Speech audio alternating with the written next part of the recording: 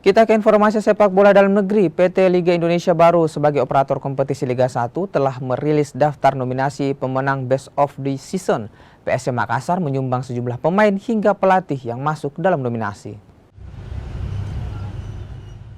PT Liga Indonesia baru resmi merilis daftar nominator peraih gelar prestisius musim ini.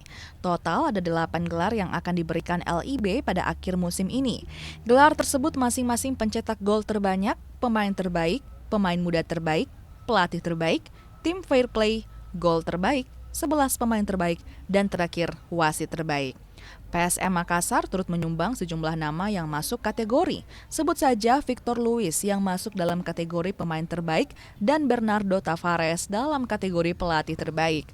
Nominator tersebut ditetapkan berdasarkan kajian yang dilakukan Technical Study Group Liga 1. Tim ini dibentuk sejak awal musim untuk mengkaji jalannya kompetisi. Penghargaan akan diberikan secara simbolis pada pertandingan terakhir musim ini bersamaan dengan pemberian trofi.